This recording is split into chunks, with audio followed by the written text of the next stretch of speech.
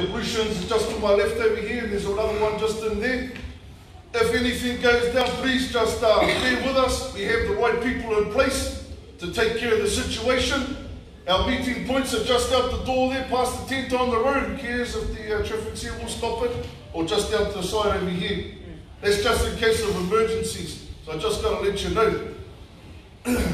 How do I stand up and give a kōrero after such a rousing start? You know, it's awfully hard for me to stand here after the words of wisdom by our ariki nui, our taiwa pūru paito. As he said, it goes back 30 years. And the word, like he always says to me, he gives me one word just before graduation. He says, work off that one word. I want to see what you got. The word is resilience. After 35 years in the Mongol mob, there's the epitome of resilience sitting right there. Dogging on to the best of his ability, day in, day out. Mongol mob bulldog. Again, namihi nui ki a koe. E te amorangi ki mua, a pai ki nui, Mongol mob tau. Mauro so, our brother Les, a hard thing for him to do is stand up in front of people, very shy man, very humble man. But he does the job. He's resilient in what he does. He gets it done, no matter what it takes. Brother Rāhui Namihi Nui ki a koe. Another person that's very humble had to take the responsibility from his father. His father's out there taking care of the food. So he hands it on to his son, who he knows will become resilient one day. Using that word awful lot, ain't I? That's the word the Bulldog said to me. Use the word resilience. I look out there. Mongol mob robes, mighty Mongol mob. Every time we have an occasion, the mighty Mongol mob robe nation is here. We love the robes. Our history with the robes goes back well and truly past 30 years. Mongol mob Waikato was created in 1978. So I like to think that our association with the mighty Mongol mob robe nation goes back to 1978. Mongol mob Whirinaki. Again, another chapter that Waikato has had a lot to do with over the last 30 years. Mongol mob, Brother Nathan Dog. Always good to see you, brother. Bay of Plenty, another chapter that our brothers have had a lot to do with over the years. The brother Rogues down out there, sorry, Rogues already mentioned it again, Notorious. People might think, hey, fucking hell, the Kingdom and Notorious always go head to head. Isn't that what brothers do sometimes? Head-butting competitions in the backyard. But at the end of the day, we still love our brothers that carry the same waka as us, Mongol mob. Thank you very much for Topuri MC for showing up. For our brothers over there, Tribal Nation for showing up. Iwi Tapu for showing up. Ooh, I see a few raised eyebrows when I said Iwi Tapu. Yeah, our brother over here, John Ferris. Really humble man, really good man. Supports the cause. So why couldn't we ask him to be here? At the end of the day, they're just like each and every single one of us. They battle the system just as hard as us. And they're showing resilience in what they do. They're out there and they're preaching the kōrero, even though half the country is saying their kōrero is all shit. We know what that's like in the kingdom. We have to stand here and we've got to deliver it all the time because all eyes are on us. So what's it all about? What's today about? I'm going to bore a whole lot of you fellas, because a whole lot of you have heard me say it before. Today is the journey of 1,000 miles that starts with each and every one of you. I've been there beside the dog for 30 years. Maki Dog's been there for longer. Brother Rana. But every time we come here, we love what we see. Anytime the kingdom gets together, we love to be with every single one of you. Your families, everything that comes with it, the whole package. It's not about this, it's about what's in your heart. The resilience that each and every one of you have to show on the front line, because the kingdom is about being on the front line. There ain't nothing to it but to do it. You got to get out there and you got to put your best paw forward, whatever that looks like. But there's criteria that you have to meet being part of the kingdom. Have a look around, brothers. Have a look around. Can you see the same brothers that were here last year? Can you see the same brothers that were here 2 years ago? Can you see the same brothers that were here 3 years ago? Can some of us see the same brothers that were here for 30 years? answer is no, because they haven't shown they've got resilience. When they go and get tough, there's two things you do. You stand and fight, or you run. Our Bulldog has always told us, running ain't an option. You stand your ground when you're in the monk mob, because it's you against everyone else. That's what resilience is all about. Putting your best paw forward when you know that you're having a bad day. You show up. When you know that people are depending on you, you show up. What's showing up? It's showing up whether or not the sky is great. Because at the end of the day, this thing here binds us as brotherhood. The resilience that we have to show some of the members that have been there for 30 years. When we look around and we think, some of us think, fuck, have these young fellas done exactly what we have done in the past to deserve what we've got now? There's three types of people, as you fellas know. Three types of people that are going to get a good away. The people that honestly deserve it, that put their heart, blood, sweat and tears into it. That doggone, don't matter what, they show up. There's the people that are on the border. The people that other members beg for. Put their credibility on the line for. And then there's the people that you know that have got potential.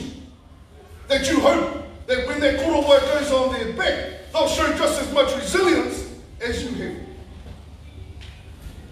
Some of you make it, and some of them don't. But that's life. Don't let what they do interfere with what you got to do. Because that's about resilience as well. You got to put your best paw forward. If someone's not doing what you're doing, who gives a fuck? Just as long as you're doing what you got to do.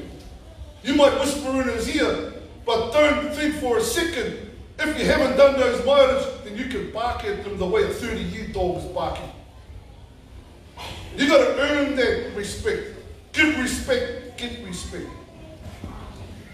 Back in the day, the Bulldog will tell you, Brother Maki Dog will tell you, Brother Rana will tell you, graduations happen. If there were 3 pitches and 10 fellas going for a pitch, guess what? You had to put it up on the front line. Now, it's a much easier trim. We're not saying that it's easier because we don't respect your fellas dog more. It's just that Mamamoa Waikato has evolved and we've become resilient. And we've given every single one of you out there the opportunity.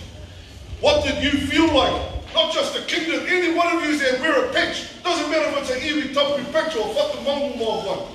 What did you feel like when they gave you the opportunity to put something on that you can show your brothers that you can stand side by side with?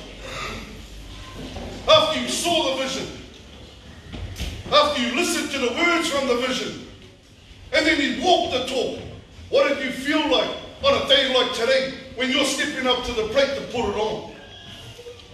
Because if you didn't feel any different today than you did yesterday, then you're the wrong person for the job. Because you've got to wake up every single morning thinking, how am I going to make the Mamamoa a better place to live for each and every one of my friends, my family, and my circles of influence? If you can't do that, then you're the wrong person. If you don't go to sleep at night thinking, I've done a better job to make the Mamamoa a better place for every single one of us, then you're the wrong person. This is what I'm talking about. The resilience that you have to show. We all know that people have a bad head day. We all know people struggle in life. But this is what brotherhood is all about. Reach out, touch bases, bring someone, talk to someone, go visit someone. If you're a true brother, then this is what you'll do.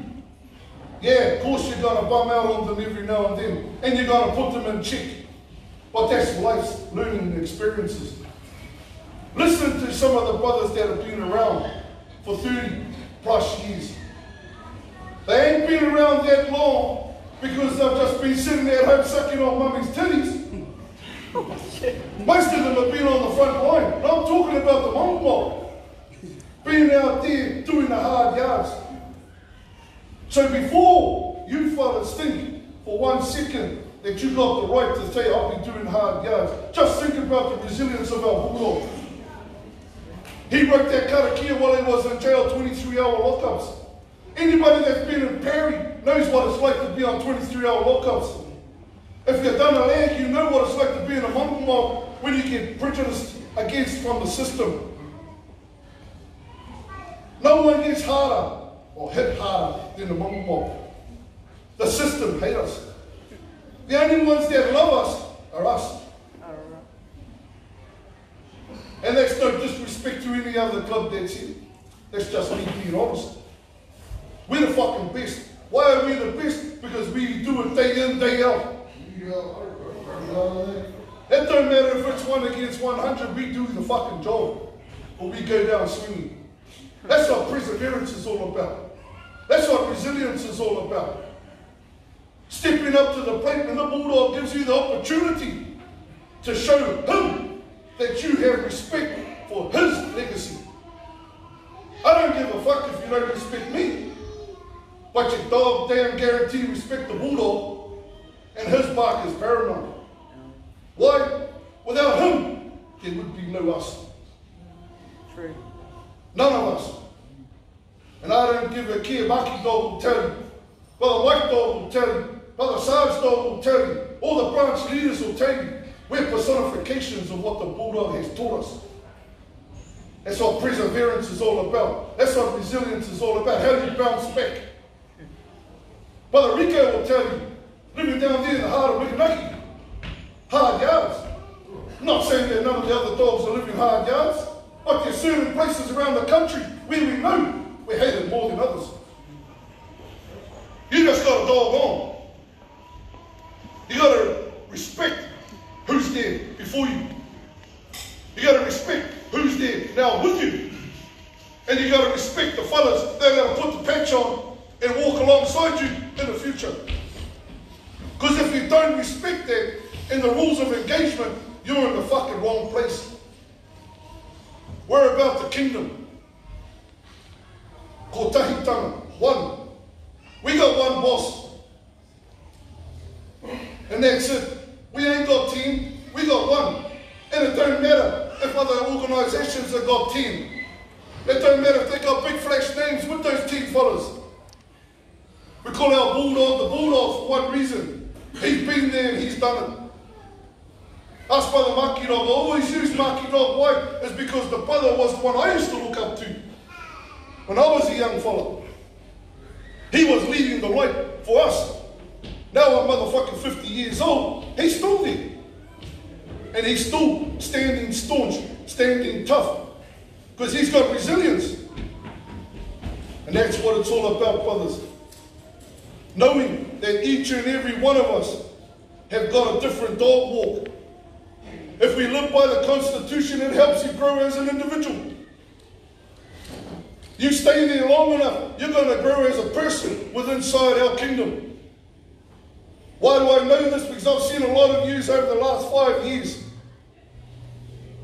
And I've heard it all over the last 5 years. And I've felt it over the last 5 years.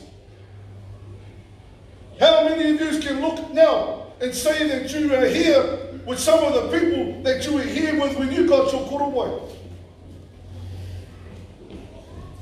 How many of you can say that? But what I can say is the ones that are here deserve to be here. Because they show resilience. Resilience for our cause. About our cause. We fucking die for the cause. Some of our brothers have died for the cause. This is how we respect our cause. We put our fucking body on the line every single day. We're frontline soldiers. Never ever forget that. It don't matter if you're whānau, don't matter if you're mana whenua, don't matter if you're Waikato, fucking world, or all the branches around the world. We're frontline soldiers. Why? Because that's why you chose the kingdom. And I'm not disrespecting any other organisation that's here. I'm speaking to every single one of the brothers that wear the same patch as me. We respect the rules of engagement. What's that rules of engagement? We follow the dog, the bulldog. We follow his walk. Why? Because it's tested. It's lasted the length of time. He's done it. And this is why you should emulate certain things that he does. He doesn't want you to be exactly like him, do exactly the same things as him, because there's only one mighty. There's only one Paito. There's only one Bulldog. There's only one Rico. There's only one Sarge Dog. Don't try and be like them. Be like you. Show us what you got. Because I'm hearing a lot of kōrero from our senior members that say some of you don't deserve to be there.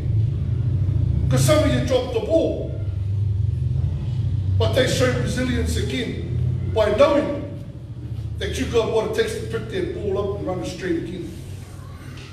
Again, brothers, saying a grounding for any single one of you out there. This is just a reminder about why we put this patch on. Never ever forget the Bulldog gave you an opportunity. The only difference between an opportunity and an obstacle is solely in the attitude with which you face it. Remember that. Never ever look a person in the eye and think that he's better than you. Why? Because I believe in every single one of you. The Bulldog believes in every single one of you that wears his patch. This is why he gave you the opportunity to show him that you know what it takes to wear it. It's easy to put it on. It's hard to keep hold of it. Because how many times have any single one of you with a kingdom patch on have had it grounded in the last 5 years, 3 years, 2 years, 10 years, 20 years? I've been there for fucking 30 years and I'm still getting groundings. You see what I mean? Do I take it up the arse? No, I don't. I take it on the chin. And I say, I'm going to be a better person for the information that I've just received. And this is what it's all about. Resilience, brothers. Bouncing back from a hard time. Bouncing back when no one thinks or no one thought you got what it takes to bounce back. How many people would have thought Rico was going to bounce back after what happened to him in Taranaki? How many people were thinking, ah, fuck him. Good, he's gone. Fucking dog's still here now. How many people would have thought that our kingdom brothers over in Tauranga would crumble and fade away? Probably everyone except for the kingdom brothers in Tauranga. How many people out there hate on Wangumā Waikato when they know where our pad is and they can come over here any time and ask us, what's the take, brothers? Why do you do that? Because we get influenced by what we hear. We get influenced by what we see. And then we start believing the bullshit that we hear and the bullshit that we see. Classic example, the Bulldog said it just before. The other day there was a big huge bust. 29 people. It brought the kingdom to its knees. I knew one person out of those 29. And I'm from Hamilton City. Mike Dog knew one person out of those 29. And he's from Hamilton City. Tussie Dog knew one person from that 29. And he's from here. We never ever fucking get on our knees.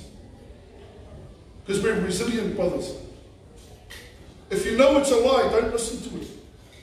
If you don't like what you see, don't look at it. Believe in what we tell you. I'm not standing up here just to hear the sound of my own fucking voice. I'm standing up here because the Bulldog has said to me, get your ass up there and preach the message to the brothers. They need to hear it. I got better things to do than keep on keeping on, talking about the same things all the time, but I know it's a job that has to be done.